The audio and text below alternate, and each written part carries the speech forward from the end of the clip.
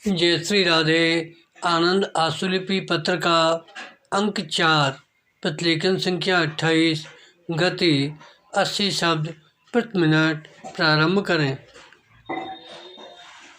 महोदय, यह काम निर्देशालय के ही एक विभाग में किया गया जो वैज्ञानिक तथा तकनीकी शब्दावली आयोग के नाम से बाद में एक पृथक आयोग बना। इस आयोग ने प्रशासनिक विषयों के साथ ज्ञान विज्ञान के विभिन्न विषयों की शब्दावलियाँ बनाने का काम हाथ में लिया। विश्वविद्यालय स्तर की पाठ्यपुस्तकों एवं अन्य प्रामाणिक ग्रंथों के अनुवाद का काम भी आयोग ने संभाला। यह अनुवाद कार्य विभिन्न विश्वविद्यालयों की ग्रंथ अकादमियों की देखरेख में होता था और आयोग में शब्द निर्माण का कार्य केंद्रीय स्तर पर किया जाता था। इससे अनुवाद के कार्य में गिरावट आई। अनुवाद और शब्द निर्माण के कार्य में दूरी आ जाने से दोनों कार्यों में शिथिलता आई, दोनों के स्तर में कमी आई। अत्यधिक व्यस्त प्रोफेसरों द्वारा ठेके पर जो अनुवाद किया जाने लगा उसमें न तो शब्द प्रयोग की एक रूपता का निर्वाह हुआ और न विषय को सुबोध शैली में पाठकों तक पहुंचाने का प्रयास किया गया। विराम। परिणाम स्वरूप हिंदी ग्रंथ अकादमियों द्वारा प्रकाशित कई पुस्तकें विश्वविद्यालयों में लोकप्रिय न हो पाईं। विराम। अनुवाद श्रम साध्य कार्य है। अनुदित कृति को मौलिक रूप प्रदान करने के लिए विषय को संपूर्णतः समझकर तब अपनी भाषा में रूपांतरित करना होता है। इसमें जल्दबाजी की गई तो अर्थ का अनर्थ हो जाता है। विराम।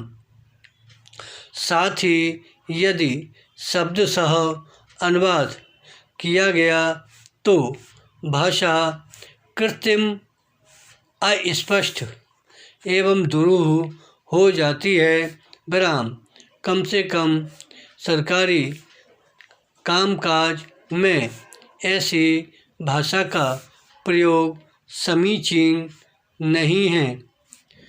यों हिंदी भाषा में शब्द की रचना की असीम क्षमता है। उपसर्गों और परसर्गों के योग से आवश्यकता अनुसार प्रशासन के विभिन्न संदर्भों पर नए नए शब्दों का निर्माण किया जा सकता है। विराम। इन प्रशासनिक शब्दों की एक विशेष बात यह भी होनी चाहिए, चाहे इन शब्दों का साधारण अर्थ में प्रयोग संभव हो, फिर भी प्रशासन के क्षेत्र में एक रूपता लाने की दृष्टि से इनका प्रयोग निश्चित संदर्भों में ही किया जाए। विराम। पैरा। अनुवादक का दायित्व तो दो भाषाओं के बीच एक सेतु की तरह है। विराम।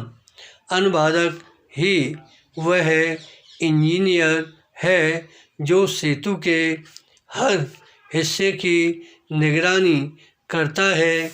मातृभाषा के साथ अन्य भाषा जानना और उसे अधिकारपूर्वक प्रयोग करना सरल कार्य नहीं है, यह अत्यंत दुष्कर कार्य है।